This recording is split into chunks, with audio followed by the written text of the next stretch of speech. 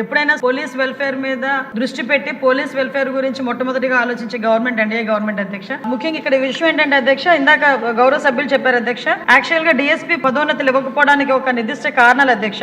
Actual గా గౌరవ high court అధ్యక్ష WP నెంబర్ 9654/2016 తేదీ 19/19/2007 లో సాధారణ ఉత్తర్వుల ప్రకారం అధ్యక్ష జీవో నెంబర్ 54 హోమ్ డిపార్ట్మెంట్ ఇచ్చింది అధ్యక్ష 22/2/2014 ప్రస్తుత సీనియారిటీ జాబితాని సవరించారు అధ్యక్ష. సవరించిన తర్వాత GOMS నెంబర్ 153 5/10/2018 ఒక సీనియారిటీ లిస్ట్ ఇవ్వడం జరిగింది అధ్యక్ష. అయితే ఆ సీనియారిటీ లిస్ట్ కి సంబంధించి అధ్యక్ష డిఎస్పీ సంయుక్త సీనియారిటీ జాబితాలు మరియు అదనపు ఎస్పీ మరియు ఎస్పీ యొక్క తదుపరి సీనియారిటీ జాబితాలు అధ్యక్ష 2014 వరకు జారీ చేయబడింది. తర్వాత ఇచ్చిన సీనియారిటీ లిస్ట్ లో 1995 బ్యాచ్ కి చెందిన SI ఆఫ్ పోలీస్ కి చెందిన DSP, inspector of police civil ఎల్లకోలు వెంకటేశ్వర్లో నాకు ఆయన సీనియారిటీని తిరిగి నిర్ణయించాలని హైకోర్టులో మళ్ళా దాఖలు చేశారు అధ్యక్ష WP నెంబర్ 967/2020. దాని తర్వాత న్యాయస్థానం ఉత్తర్వులు పక్కన పెడుతూ ఆదేశాలు జారీ చేసింది అధ్యక్ష. అంటే యాక్చువల్ గా ఈ పోస్టులకు సంబంధించి ఇప్పటికీ కూడా కోర్టులోని నడవటం వల్ల కొన్ని సందర్భాల్లో ఈ సూపర్ న్యూమరీ పోస్టులు ఇచ్చేదానికి ప్రభుత్వానికి కొన్ని ఆటంకాలు వచ్చినాయి అధ్యక్ష. అదే విధంగా అధ్యక్ష మీరు చెప్పినట్టుగా 2014లో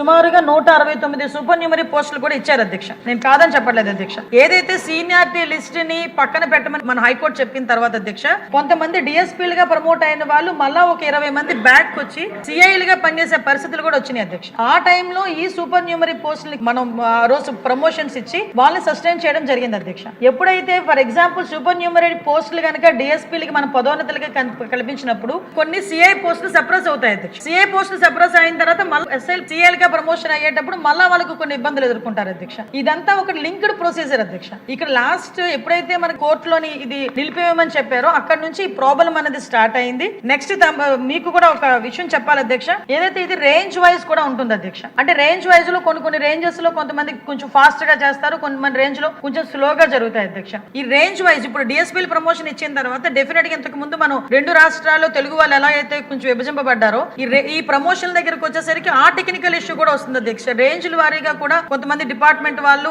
ఇబ్బందులు పడే పరిస్థితులు కూడా ఉన్నాయి అధ్యక్ష. ఇంకోటి అధ్యక్ష, ఇందాక గౌరవ సభ్యులు చెప్పారు అధ్యక్ష తెలంగాణలో ఆల్రెడీ అయిపోయినాయి అని. తెలంగాణలో ఈ కోర్టు ఇష్యూ లేదు ఒకటి. నెక్స్ట్ కూడా ఇంకోటి ఏంటంటే తెలంగాణ రాష్ట్రం ఏర్పడిన తర్వాత సబ్ డివిజన్ పెంచారు అధ్యక్ష. ఇందాక మీరు చెప్పినట్టుగా ఫైనాన్షియల్ బర్డెన్ ఏమి ఉండదు అన్నారు, కానీ ఫైనాన్షియల్ బర్డెన్ కూడా ఉంటుంది. అయినప్పటికీ కూడా ప్రభుత్వం చిత్తశుద్ధితో ఉంది, టెక్నికల్ ఇష్యూస్ అన్ని కూడా సాల్వ్ చేసి ఇవ్వడానికి సిద్ధంగా ఉంది అధ్యక్ష.